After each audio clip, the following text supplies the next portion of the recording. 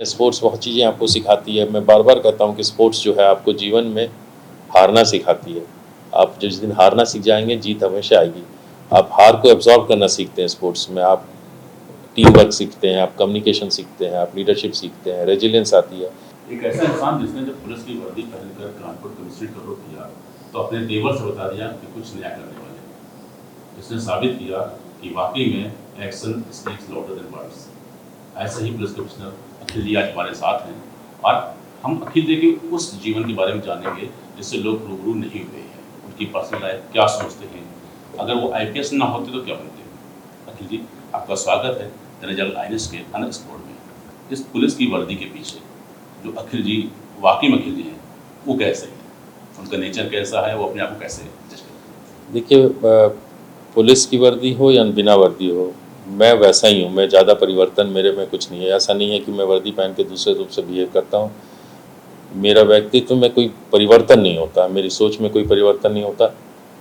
ये ज़रूर है कि जब आप वर्दी पहन लेते हैं तो एक जिम्मेदारी होती है आपको, देश के संविधान का, देश के कानून का, राज्य सरकार की नीतियों का। उसके अंतर्गत आप काम करते हैं और वो जिम्मेदारियाँ आपको एक बेहतर और मोर रिस्पॉन्सिबल बना देती हैं। निजी जीवन में आप थोड़े लापरवाह होते हैं, बस इतनी परिवर्तन है। बाकी व्यक्तित्व में मुझे लगता है कि निजी जीवन में बच्चे आपको कुल पापा कहते थे कि वो स्ट्रिक्ट डैड? नहीं नहीं, एकदम मैं आई थिंक जैसा मैंने कहा ना, मैं जैसा यहाँ हूँ वैसा ही हूँ। वो लोग सब रिलैक्स हैं। घर में मुझे यही कहता है कि तुम ज़्यादा ही रिलैक्स हो बच्चों के लिए। सबसे खूबसूरत शहर कौन सा लगा रहने के हिसाब से भी और इसको आपने इंजॉय किया? देखिए, मुझे लगता है कि हम लोग बहुत मैं आपको बताऊं कि इस सेवा में हमें कई देश में घूमने का मौका मिला। विशेष में जब मैं भारत सरकार में रहा और विदेश मंत्रालय में भी काम किया, तो यूरोप में, अमेरिका में, अफ्रीका में, ऑस्ट्रेलिया, न्यूजीलैंड, कई जगह मैं गया। और हर देश की अपनी अपनी खूबियाँ हैं, खूबसूरती है। बट मुझे लगता है कि जो खूबसूरती अपने देश में है और जो अनएक्सप्लोर्ड खूबसूरती है, वो कहीं नहीं है। और ऐसे कई हैं जो आपको डिपेंड करता है कि आपका क्या इंटरेस्ट है, उस हिसाब से वो खूबसूरतियाँ आपको यहाँ मिलेगी। अगर आपको रिलीजन में इंटरेस्ट है तो उससे बेसिस में आपको माउंटेन्स में इंटरेस्ट है, आपको फॉरेस्ट में इंटरेस्ट है, बीचेस में इंटरेस्ट है, तो उस तरह के आपको डिफरेंट प्लेसेस हैं। तो मेरे को बीचेस और आइलैंड फैसिनेट करते हैं। और मुझे लगता है आपको इस देश में हैवलॉक आइलैंड करके एक जगह है अंडमान निकोबार आइलैंड्स में, वो one of the best places होगी जहां हमें जाना चाहिए और उसको देखना चाहिए। अगर कोई टाइम मुझे मिलता है तो मैं रीडिंग पसंद करता हूँ। किस तरह की रीडिंग करते हैं? देखिए, हाँ, इससे नॉन फिक्शन मैं पढ़ता हूँ। मुझे हिस्टोरिकल बेस या पर्सनालिटी बेस्ड जो नॉवेल्स होते हैं, सक्सेसफुल जो लोग होते हैं उनकी ऑटोबायोग्राफी होती है, वो मुझे पसंद है। कोई पर्टिकुलर, इसलिए मैंने कहा कि ओपन होता है, कोई मैं ऑथर स्पेसिफिक नहीं है, या कोई जिससे आपको सीख सकते हैं जीवन में, वो पसंद होता है। और कुछ अखबारों के एडिटोरियल्स में ज़रूर पढ़ता हूँ, स्पेशली जब संडेज़ को कभी टाइम मिलता है, 1 आध घंटा, तभी करता हूँ। मूवीज़ में बहुत इंटरेस्ट है। मूवीज़ किसी प्रकार की मूवीज़ देख लेता हूँ, क्योंकि अगेन ज़्यादातर मूवीज़ मुझे स्ट्रेस बस्टर की तरह लगती है। और जब बोर होता है तो सिनेमा हॉल में सो भी जाता हूँ। मूवीज़ भी जाते हैं, और मूवीज़ हर प्रकार की मूवीज़ देख सकते हो, अच्छी से अच्छी और बुरा से बुरा। बुरे मूवी में सो जाता हूँ, थिएटर को एंजॉय करते हुए वहीं आराम से नींद जो होती है वहीं कैचअप कर लेते हैं हम लोग। थिएटर की बात की, थिएटर भी जाने का मूड बनता होगा, तो लगता नहीं कि वो कमिश्नर साहब जा रहे हैं या जिस पद पे भी आप रहे वहाँ जा रहे हैं, तो वो फील जो एंजॉय करना चाहते हैं वो जा ही नहीं पाते होंगे ना? नॉर्मली डिस्क्रीट जाता हूँ मैं, खास करके इस तरह से जगह जाता हूँ तो कोशिश ये करता हूँ कि ये जो प्लेन क्लोथ्स में हम लोग जाएं, मेरे स्टाफ भी रहते हैं, सिक्योरिटी स्टाफ भी रहते हैं, तो उनको भी मैं प्लेन क्लोथ्स में ले जाता हूँ, ताकि ये महसूस आम जनमानस को या किसी को ना हो कि कोई व्यक्ति आया है या कोई व्यक्ति संशय आया या पुलिस कमिश्नर आया है। तो वो मेरा प्रयास रहता है कि डिस्क्रीट रखा जाए अपने विजिट्स को।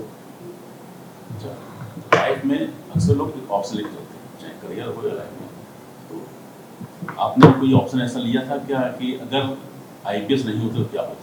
IPL खेल रहा होता मैं। अच्छा। मैं यूपी से, आपको बताऊं कि नौकरी आने के बाद करीब 4 या 5 साल बाद एक जगह मेरी पोस्टिंग थी आगरा में, और वहाँ पर मैं खेल रहा था क्रिकेट। तो मुझे कुछ लोगों ने बताया कि साथ में खेलने वाले लड़के थे कि ये रणजी ट्रॉफी खेलते हैं मध्य प्रदेश से। तो मुझे लगा यार कि ये खेल सकते हैं और मेरे खेल में कोई खासा अंतर नहीं है, थोड़ी सी मार्जिनल फ़र्क है, अगर मैं मेहनत करूँ तो मैं जा सकता हूँ। फिर मैंने प्रयास किया, 2 साल मुझे रणजी टीम में आने का मौका मिले। ज़्यादा मैचेस नहीं खेल पाया, एज ज़्यादा हो रही थी। तो एज ए अल्टरनेटिव करियर हमेशा सोचता हूँ कि हमारे ज़माने में आईपीएल नहीं थी, तो अगर अल्टरनेटिव करियर अगर कभी होता तो शायद मैं क्रिकेटर होता, स्पोर्ट्समैन ही होता। तो जिस समय आपने आईपीएल ज्वाइन किया था, अगर आईपीएल होता तो शायद आईपीएल में भी आप आईपीएल में ही होता या मैं इंडिया के लिए ही खेल रहा होता, इसमें कोई डाउट नहीं है, क्योंकि वो प्लेटफॉर्म नहीं था। और मिडिल क्लास के बच्चों के लिए वो प्लेटफॉर्म आज भी नहीं है। मिडिल क्लास फैमिलीज में प्रेशर होता है कि वो जॉब की ओर जाए। आपने देखी, अगर क्रिकेट की स्टोरी में पढ़िए तो सक्सेस मिडिल क्लास के लोगों की स्टोरीज कम मिलेंगे, है ना। इसमें या तो एकदम ऊपर से आए हुए हैं, एकदम ज़मीन से लड़के आए हैं, तो वहाँ मिडिल क्लास को थोड़ा ये क्राइसिस रहता है। सर ब्यूरोक्रेट जब आप बने तो ये माता पिता का सपना था कि खुद की जिंदगी? नहीं, मेरी माँ का सपना था कि मैं इस नौकरी में आऊँ। मुझे लगता है कि अर्ली एज में, बहुत जब मैं छोटा था, तो एक मैगजीन आती थी कंपटीशन सक्सेस रिव्यू, उसको माँ पढ़ पढ़ के हमेशा सक्सेसफुल लोगों की कहानियाँ सुनाती थी, और एक तरह से इन्ग्रेन कर दिया गया था कि सिविल सर्विसेज ही जाना है। और बाद में मैं जब आईआईटी आ गया तो मेरा विचार बदल गया था। फर्स्ट ईयर सेकेंड सारे लोग मेरे ज़माने में विदेश जाने की तैयारी कर रहे थे, बट माँ ने बोला नहीं, तुमको यहीं रहना है, सिविल सर्विसेज देना है और देश की सेवा करना है। तो वो टर्निंग पॉइंट मैं कहूँगा कि माँ का रहा, जिसे मैं सेवा में। तो ऑप्शन बताया, एक में बहुत बड़ा ग्लैमर आईपीएल, अब आईटी की बात, विदेश जाना यानी बहुत पैसा है, और एक बहुत संघर्षों की जॉब। तो सिर्फ एक ये था कि माँ का सपना है, इसलिए उस वक्त तो यही था। मुझे बहुत ज़्यादा मालूम नहीं था कि ये सर्विसेज क्या प्रोवाइड करती हैं, नहीं करती हैं, और ये क्या है। मुझे मतलब मेरे फर्स्ट जनरेशन ब्यूरोक्रेट हूँ, फैमिली में कोई नहीं है, मतलब सिविल सर्विसेज में थे। मदर डॉक्टर थी, फादर इंजीनियर थे। तो उनका सपना था, बिकॉज उन्होंने देख रखा होगा सिस्टम को, और वो समझती थे कि ये सिविल सर्विसेज में आपको बेटर जॉब अपॉर्चुनिटीज हैं, या आप सोसाइटीज़ में ज़्यादा इन्फ्लुएंस कर सकते हो। और लुकिंग बैक मुझे लगता है कि एक सही डिसीजन था। आप अगर आप वापस विश्लेषण करें, जो लेंथ एंड ब्रेथ जो मुझे अपॉर्चुनिटी जनसेवा की भारतीय पुलिस सेवा ने दी पिछले 30 वर्षों में, शायद सिविल सर्विसेज की जो लेंथ एंड ब्रेथ है, चाहे वो भारतीय प्रशासनिक सेवा है, चाहे वो आईपीएस है, चाहे वो इनकम टैक्स है, कस्टम्स है, कहीं भी जाइए जो लेंथ एंड ब्रेथ है और आप सही रूप से पब्लिक सर्विस में इंटरेस्टेड है, वो अनपैरेलल्ड है। तो वो विज़न जो था वो मेरे ख्याल से सही था। आप जिस प्रकार लोगों की मदद कर सकते हैं यहाँ पर, जहाँ आप सोसाइटी में चेंज ला सकते हैं, इम्पैक्ट कर सकते हैं, वो कोई भी पैसा, कोई भी ग्लैमर आपको नहीं दे सकता। कभी कोई कुछ रिग्रेट भी रहता होगा कि आप कर सकते हैं और कर नहीं पा रहे किसी कारण से? ये तो हमेशा हर जीवन के आदमी में है कि बहुत चीज़ें आप प्रयास, अपनी जॉब में रहकर भी आपको लगता है कि मैं कर सकता हूँ। देखिए आप परिस्थितियाँ ऐसी हैं कि आप ईश्वर नहीं है यहाँ पे बैठे, आप एक व्यवस्था के अंग हैं, और उस पूरे व्यवस्था में आप मिलकर काम करते हैं, और अलग अलग समय पे अलग अलग अपॉर्चुनिटीज़ आपको मिलती हैं और आप काम करने का मौका मिलता है। आज वर्तमान में हम खुशनसीब है कि जो वर्तमान माहौल है, जहाँ हमें केंद्र में प्रधानमंत्री जी का एक कुशल नेतृत्व मिला है, उतना ही कुशल नेतृत्व हमें प्रदेश में मुख्यमंत्री जी का मिला हुआ है, कि जिसमें पुलिस डिपार्टमेंट को खास करके पूरी फ्रीडम है हम लोग की। हम अपराधियों पे, माफियाओं पे, या जन सेवा के लिए जो भी उपयुक्त कदम उठा सकते हैं। तो उस माहौल में हम बहुत अच्छे ढंग से काम कर रहे हैं और आगे भी करते रहेंगे। आप कैसे लगता है? मुझे लगता है पहली बात तो कि ये जो भ्रांता था, आज पहले भी लोग, जब छोटे बच्चे थे तो मैं कह देता था कि तुम ऐसा करो नहीं तो पुलिस बुला लूँगी। तो पुलिस की नेगेटिव इमेज यहीं से क्रिएट होती है कि आप पुलिस को आप एक मित्र के रूप में नहीं जान पाते, क्योंकि एक बचपन से ही डर लगा दिया किसी को। एक समय था भारतीय पुलिस की यही इमेज थी, मूवी में भी ये दिखाया जा रहा होता था और ऐसा बनाया था, डिज़ाइन था। देखिए अब वो पुलिस में काफ़ी परिवर्तन आ गया है। आज की जो पुलिस है वो जनता की सेवा में आज देखिए 99% ऑफ फोर्स अच्छा काम कर रही है, अच्छा व्यवहार कर रही है, लोगों की मदद कर रही है। 1% हमेशा हर जगह खराब लोग आपको मिल जाएंगे, बट चूंकि जो खराब चीज़ होती है वो बिकता है, वो एज ए न्यूज़ भी आपको वो ज़्यादा सेल करता है, लोग उसको पढ़ते हैं, तो वो छवि खराब करती है, वो लोग उससे जाने जाते हैं।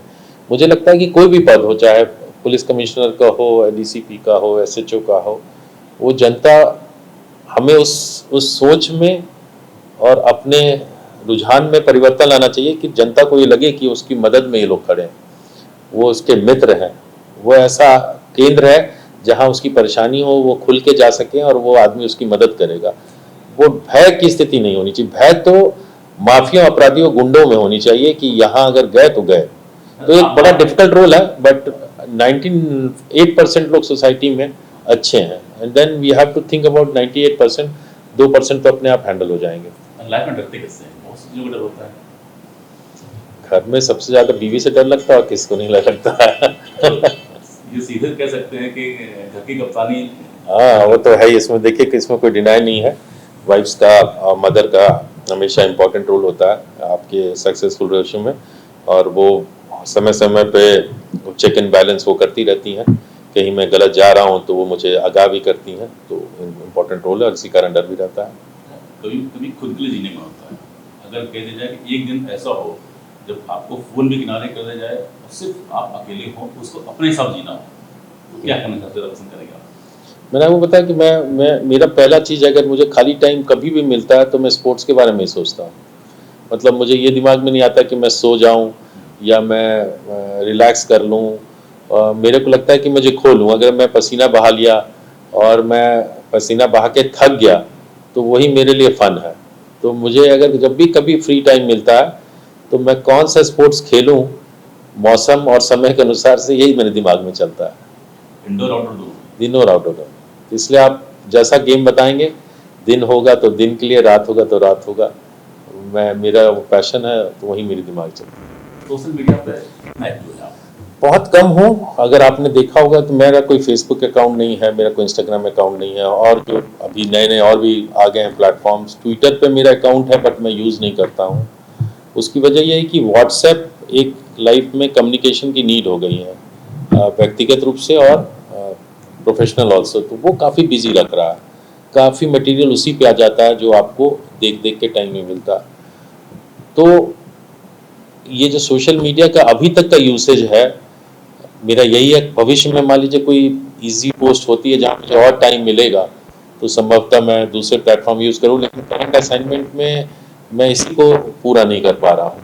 तो इसलिए मुझे लगता है कि सोशल मीडिया, प्लस मुझे लगता है कि सोशल मीडिया और स्क्रीन टाइम, जो टाइमिंग हम लोग दे रहे हैं, पहले जब हम लोगों के अर्ली एजेस में नहीं था तो हम ज़्यादा मेंटली अलर्ट होते थे, बट स्क्रीन टाइम और वो बार बार उसको देखने से कहीं ना कहीं हमारा माइंड स्लो हो रहा है और हम उससे अच्छी तरह से रिएक्ट नहीं कर पा रहे हैं। तो अब इसका कोई साइंटिफिक स्टडी हो, ये मेरा पर्सनल एक्सपीरियंस है, तो वो ज़्यादा पता लगेगा।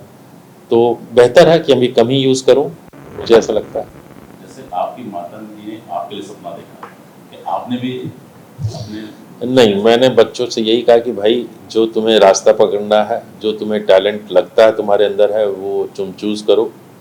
और उनको पूरी फ्रीडम है।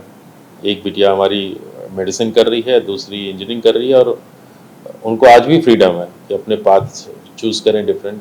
कोई उनका हर्ज नहीं है, उनको अपनी जगह लेंगे। लास्ट में ये पूछना चाहेंगे, जैसे इस समय जनजीत पे बहुत जोर होता है कि जनरेशन जेनजी की जनरेशन है, कभी आपका इंटरेक्ट होता है उनके साथ, लगता है कि क्या जा रहा है, किस दिशा में, तो अगर आपको गाइड करना हो तो कैसे? देखिए, मुझे लगता है कि जो चाहे जो भी जनरेशन हो, जो ओल्डर जनरेशन हो, उनको अपने एक्सपीरियंस नए जनरेशन के साथ शेयर करने चाहिए। और यही रोल, एक्सपीरियंस का कोई सब्स्टिट्यूट नहीं है। आप कोई भी चीज़ सीख सकते हैं, पढ़ सकते हैं, जान सकते हैं, बट अनुभव जो आपको सिखाता है वो बहुत कीमती होता है। और यहाँ पर ओल्डर जनरेशन का इम्पॉर्टेंट रोल है।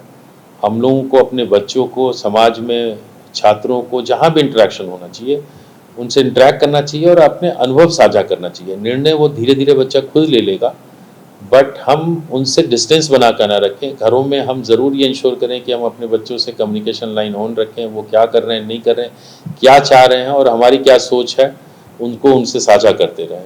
ये कंटिन्यूस प्रोसेस है, घर में हम करेंगे, स्कूल में टीचर्स करते रहेंगे, तो बच्चे मुझे लगता है कि एक दिशा लेने में और एक विज़न रखने में बेहतर सक्षम होंगे। उसी प्रकार जो निजी जीवन है, उसमें बहुत सारी चीज़ें आपको उतार-चढ़ाव आता है, उससे भी आप अनुभव प्राप्त करते हैं और वो भी साझा करते हैं अपने दोस्तों के साथ, अपने बच्चों के साथ, जिनको आप उचित समझते हैं। थर्ड एस्पेक्ट्स मैंने आपको स्पोर्ट्स बहुत चीज़ें आपको सिखाती है। मैं बार-बार कहता हूँ कि स्पोर्ट्स जो है आपको जीवन में हारना सिखाती है। आप जिस दिन हारना सीख जाएँगे, जीत हमेशा आएगी। आप हार को एब्ज़ॉर्ब करना सीखते हैं स्पोर्ट्स में, आप टीम वर्क सीखते हैं, आप कम्युनिकेशन सीखते हैं, आप लीडरशिप सीखते हैं, रेजिलियंस आती है। अब ये जो अनुभव हैं स्पोर्ट्स में, आप जब डाउन है और फिर आप उससे निकल के ऊपर आते हैं, इस तरह के अनुभव मैं कहा ना डिफरेंट फेसेस ऑफ लाइफ में होता है, वो आता है और वो आप आदमी साझा करता है और साझा करना भी चाहिए उन अनुभवों को। तो ऐसे बहुत सारे अनुभव है छोटे-छोटे अलग-अलग मौक़ों के, जो हम लोग साझा करते रहते हैं।